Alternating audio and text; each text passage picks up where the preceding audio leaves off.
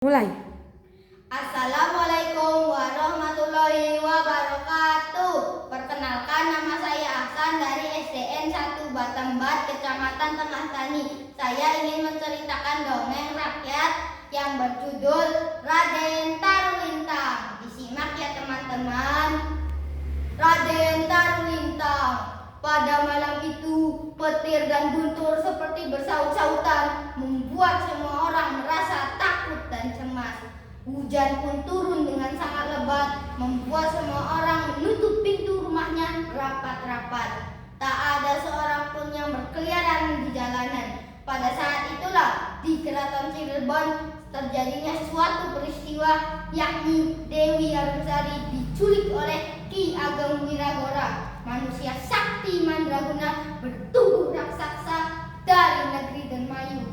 Malam itu Dewi Arumsari dibawa melesat ke angkasa oleh Ki Ageng Wiragora untuk dihadapkan kepada Raden Wirasantika yang sangat mencintainya.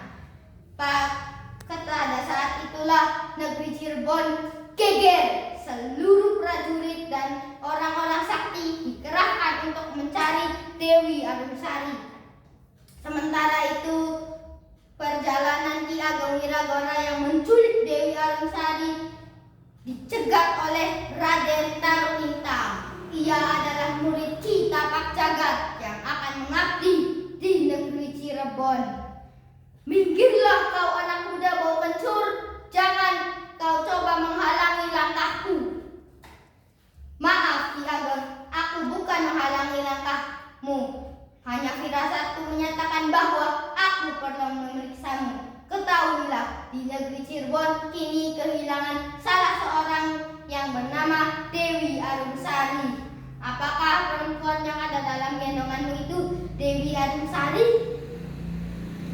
Kau memang sangat cerdik anak muda. Perempuan ini memang Dewi Arumsari. Ia akan kujodohkan kepada Raden Wirasantika. Kalau begitu, turunkan dia. Ia akan kuserahkan kepada Gusti Sultan. Setan alas, tidak semudah itu anak muda. Aku akan serahkan Dewi Arumsari kepadamu, tetapi langkahi dulu mayatku. Lalu pertarungan pun tak bisa dihindari. Ki Ageng Wiragora terlalu sakti bagi Raden Tarulintang. Berkali-kali serangan Raden Tarulintang hanya mengenai tempat kosong. Hanya beberapa jurus, Raden Tarulintang pun terjatuh tak sadarkan diri. Ki Ageng Wiragora pun segera pergi menuju negeri Dermayu, meninggalkan Tarulintang yang terkapar di tanah. Tidak beberapa lama, datanglah prajurit Cirebon. Lalu Raden Tarulintang pun dibuatnya siuman. Tenanglah anak muda, kau jangan terlalu banyak bergerak. Untunglah luka dalam yang dideritanya tidak begitu parah. Nah, kalau begitu boleh kami bertanya, apa yang menyebabkan kau terkapar di sini? Terima kasih Tuan, hamba adalah Raden Tarulintang. Maksud hamba adalah ingin mengabdi kepada negeri Cirebon. Di tengah perjalanan, hamba bertemu dengan manusia bertubuh raksasa yang menggendong Dewi Arumsari. Dewi Arumsari? Benar, Tuan. Kalau begitu, mari kita menghadap kepada Gusti Sultan. Keteranganmu akan sangat berharga bagi Gusti Sultan. Lalu mereka pun segera bergegas menuju ke Keraton Cirebon. Lalu Raden Tarulintang pun mengutarakan keinginannya untuk mengabdi kepada negeri Cirebon dan menceritakan pertemuannya dengan Ki Ageng Wiragora. Sultan pun menjadi sangat murka setelah mendengar Dewi Arumsari diculik. Kalau begitu pengabdianmu aku terima Tarulintang, dan sekarang pergilah bersama Pangeran Nenggala dan beberapa pati unggulan ke negeri Dermayu. Bawalah Dewi Arumsari ke sini dengan selamat. Baik Gusti Sultan, perintah Paduka akan selalu hamba junjung tinggi.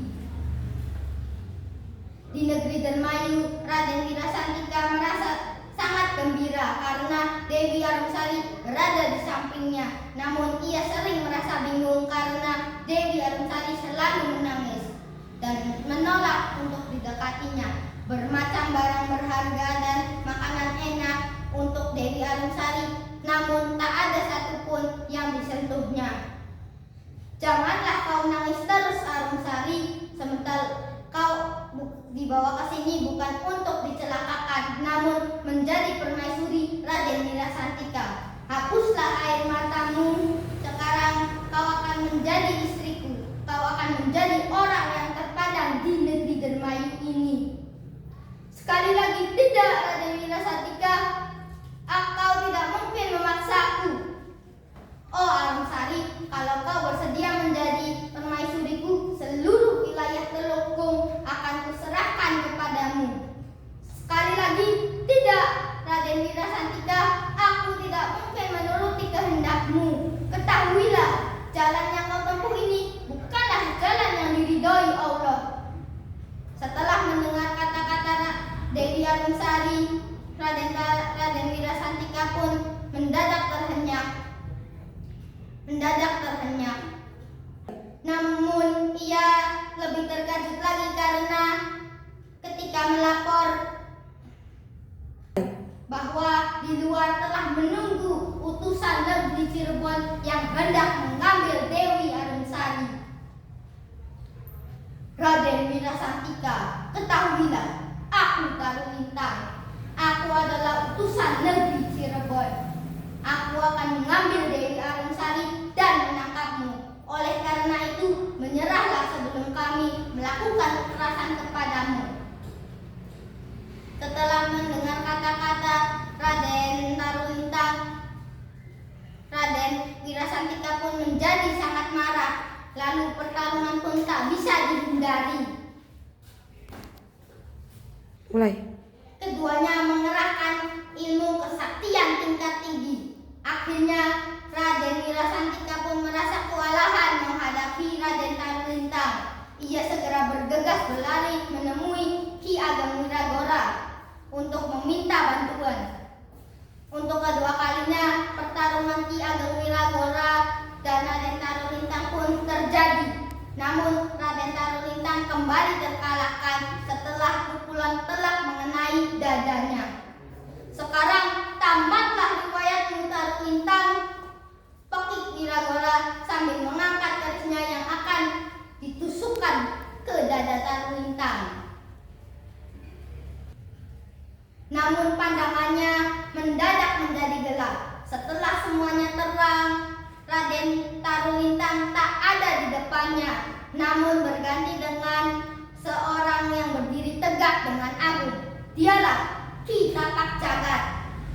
Pertarungan yang amat dahsyat pun terjadi antara Ki Ageng Wiragora dan Ki Tapak Jagat. Pada akhirnya Ki Ageng Wiragora merasa kewalahan menghadapi Ki Tapak Jagat. Ia menyesal dan menyerahkan Dewi Arumsari tanpa kekurangan sedikit pun. Datanglah kembali Dewi Arumsari ke Cirebon dan disambut seluruh rakyat Cirebon dengan sukacita. Kegembiraan pun dirasakan oleh Raden Tarulintang. Karena setelah itu ia diangkat menjadi patih dengan gelar Dipati Arya Kusuma. Assalamualaikum warahmatullahi wabarakatuh.